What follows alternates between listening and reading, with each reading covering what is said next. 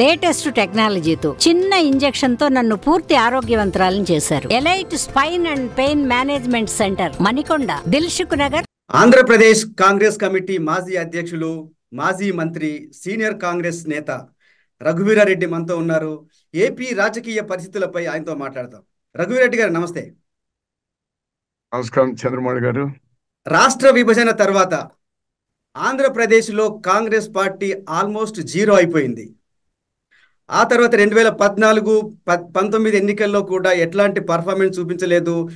1% మించి ఎప్పుడు ఓట్లు రాలేదు. అందుకని మీకు మొట్టమొదటి ప్రశ్న, ఈసారి కాంగ్రెస్ పార్టీ ఖాతా తెరవబోతోందా? కాంగ్రెస్ పార్టీ ఓటు శాతం డెఫినెట్ గా పెరుగుతుంది ఎన్నికల్లో. ఎందుకంటే ఇంతకు ముందు ఉన్నటువంటి ఆ కోపతాపాలు కాంగ్రెస్ పార్టీ మీద తగ్గినాయి. కొన్ని అసెంబ్లీలో తప్పకుండా ప్రవేశం ఉంటుంది అని ఎక్స్పెక్ట్ చేస్తున్నాం. ఈవెన్ పార్లమెంట్ లో కూడా if everything goes well Kadapa నుంచి కూడా ప్రాతినిధ్యం వహించే అవకాశం వస్తుంది అని మేము అనుకుంటున్నాం. We have to see.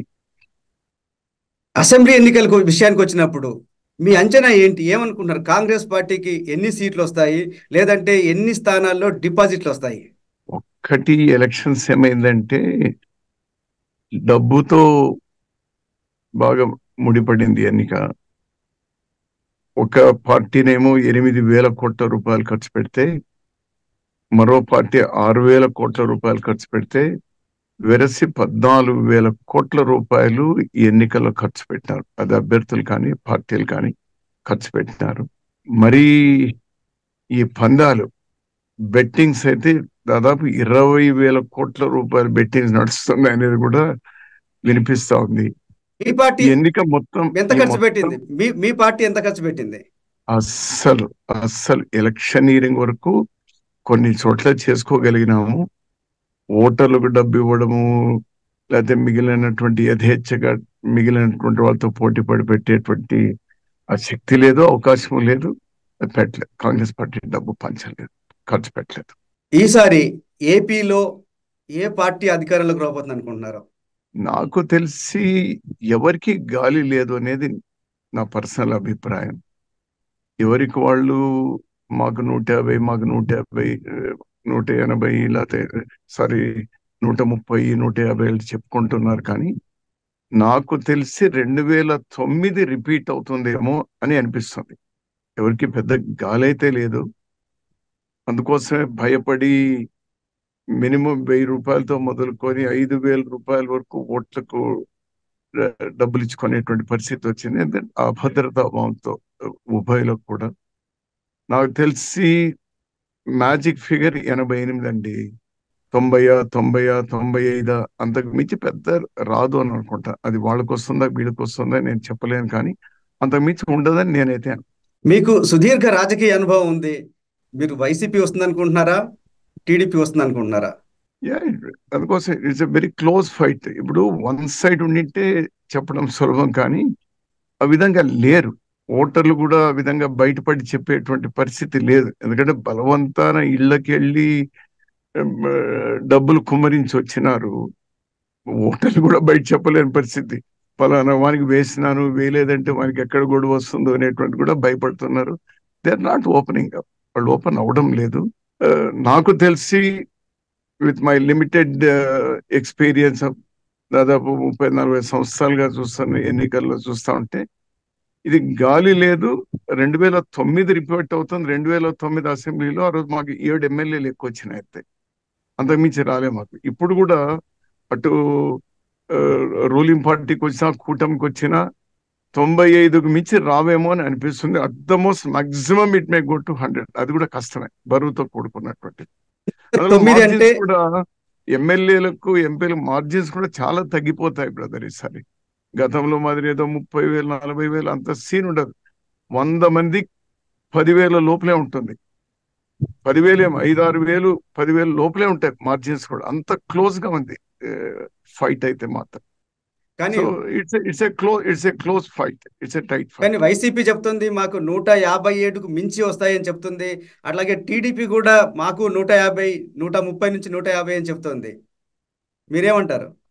అది పోటీలు పడి వాళ్ళ క్యాడర్నో లేదా వాళ్ళ పార్టీనో లేకపోతే వాళ్ళకి ఫండింగ్ ఇచ్చినటువంటి వాళ్ళనో లేకపోతే ఇంకేదైనా ఫండింగ్ ఇంకా ఇవ్వాల్సినటువంటి వాళ్ళు ఎవరైనా రావాల్సినటువంటివేనో అటువంటి దృష్టిలో పెట్టుకొని చెప్తున్నారు. కానీ వాళ్ళకు కూడా వాస్తవాలు తెలిసి ఉంటాయి.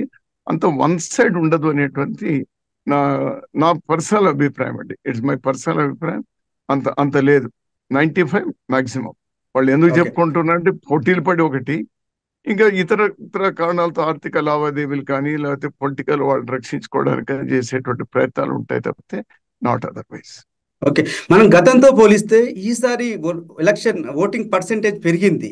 మనం హైదరాబాద్ నుంచి కావచ్చు, చెన్నై నుంచి, బెంగళూరు నుంచి కూడా చాలా మంది బస్సులు వేసుకొని వచ్చి మరీ ఓటేశారు. ఏంటి ఈ ట్రెండ్ దేనికి సూచన అంటారు? Nothing knew about that. ప్రతి ఎలక్షన్ లో కూడా ఇది పెరుగుతానే ఉంది. అందులో ఈసారి ఈ పోస్టల్ బ్యాలెట్స్ బాగా ఉపయోగించుకున్నారు. కొంచెం గతం కంటే సిస్టమ్స్ కొంచెం బాగా ఉన్నాయి ఈసారి. అండ్ ఈ 80 ఏళ్లకు మించినటువంటి వాళ్ళతో కూడా అండ్ వికలాంగులకు కూడా ముందే ఓట్లు వేయించుకోవడం అనేది కూడా కొంత ఉపయోగపడింది. అండ్ ఆ రోజు క్లైమేట్ కూడా బాగా ఉండింది. అంత ఎండలు కూడా ఎక్కువ లేకుండా క్లైమేట్ కూడా బాగా ఉండింది. ఎవ్రీ ఇయర్ మీరు చూసుకున్నట్టయితే ఈ ఓటింగ్ పర్సెంటేజ్ పెరుగుతా ఉంది. అందులో ఎలక్షన్ కమిషన్ ఈసారి 2 పార్టీలు పోటీలు పడి వాళ్ళ మీద వీళ్ళు దుమ్మెత్తి పోసుకోవడంతో బోగస్ ఓట్లు కానీ లేకపోతే చనిపోయినటువంటి ఓట్లు కానీ చాలా లేకుండా పోయినాయి. కొంచెం చెప్పాలంటే ఓటర్ లిస్ట్ కొంచెం పర్ఫెక్షన్ కు దగ్గరలో ఉంది అనేటువంటి నా అభిప్రాయం. అది కూడా ఒక కారణం ఈ ఓటింగ్ పెరగడానికి. అంతకు మించి ఈ డబ్బులు ఇచ్చినారు కదా, మన వాళ్ళకి ఎట్లా ఉంటుందంటే ఆ పాప భీతి అనేది ఉంటుంది. అరే డబ్బు తీసుకున్నాం కదా, ఓటు వేయడానికి పోకపోతే ఎట్లా అనేటువంటి. ఇద్దరు డబ్బు ఇస్తారు. దాదాపు నాకు తెలిసి 60% ఆఫ్ ద ఫ్యామిలీస్ కి ఇద్దరు డబ్బు ఇచ్చినారు. ఇంకా మిగిలినటువంటి ఒక 20% కొంతమంది ఇస్తే, ఎవరైతే జెండాలు కట్టుకొని తిరుగుతూ ఉంటారో అటువంటి వాళ్ళకి ఇచ్చి ఉంటారు. ఒక 10-20% ఇళ్ళకి ఇచ్చి ఉండరు. అది కూడా ఈ కారణాలన్నిటితో కూడా బాగా మన ఓటింగ్ శాతం పెరిగింది అని నేను అనుకుంటున్నాను. అంటే దాదాపు 25 నుంచి 30 లక్షల మంది బయటి ప్రాంతాల నుంచి వచ్చి ఓట్లు వేశారు. అంటే ఇలాంటి ట్రెండ్ ఏం సూచిస్తుంది? అంటే ప్రభుత్వం మారాలి అనుకున్నప్పుడు ఇట్లా పెద్ద ఎత్తున వచ్చి ఓటేస్తారా, ప్రభుత్వం కంటిన్యూ కావాలి అనుకున్నప్పుడు చేస్తారా?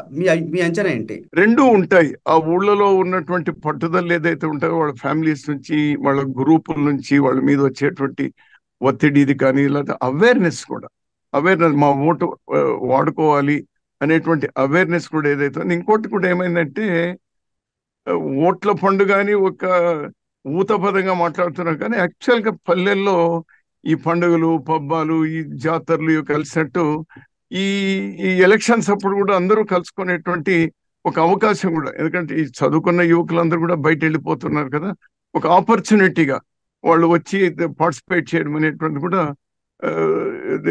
దీంతో ఇట్స్ ఎ గుడ్ సైన్.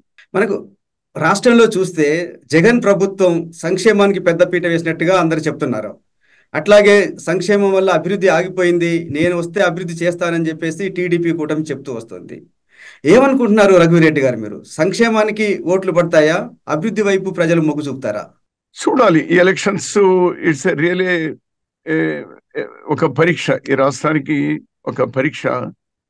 సంక్షేమ పథకాలు అనేటువంటివి ఇప్పుడే కాదు, మేము ప్రభుత్వంలో ఉన్నప్పుడు కూడా, రాజశేఖర రెడ్డి గారు ముఖ్యమంత్రిగా మేము ఉన్నప్పుడు కూడా సంక్షేమ పథకాలు పార్టీల రహితంగా అందరికీ చేర్చేటువంటి ప్రయత్నం చేరుతున్నాయి. ఆ సిస్టమ్స్ మరింత మెరుగుపడింది, ఇప్పుడు ఇంకా బాగా చేరుతున్నాయి. జనరల్ గా ఈ అన్ఎంప్లాయ్మెంట్ లేదా అభివృద్ధి చేస్తామనే నినాదం ఓట్లకి ఎక్కువ ఆకర్షించే అవకాశం ఉందా, సంక్షేమం చేస్తాం అనే వాటికి ఎక్కువ ఓట్లు పడే అవకాశం ఉందా? యాక్చువల్గా ఇంకా మంది డెవలపింగ్ సొసైటీ కాబట్టి నాకేమొస్తుంది, నాకు వస్తుందా లేదా, నాకు రేపు భద్రత ఏమి అనేటువంటిదే ఎక్కువగా ప్రభావం ఉంటుంది. పర్సెంటేజ్ అదే తీవ్రతతో తక్కువ మంది అయినా కూడా ఈ డెవలప్మెంట్ అన్ఎంప్లాయ్మెంట్ అనేది కూడా అంతే తీవ్రంగా ఉంది. It's a question of number. 60-40 40-60 అనేటువంటి తప్పనిసి ఇట్స్ ఎ క్వశ్చన్ నంబర్. మరిన్ని వీడియోస్ కోసం ఛానల్ ని సబ్స్క్రైబ్ చేయండి, లేటెస్ట్ అప్డేట్స్ కోసం వాట్సాప్ ఛానల్ ని ఫాలో చేయండి అండ్ లింక్ డిస్క్రిప్షన్ లో ఉంది.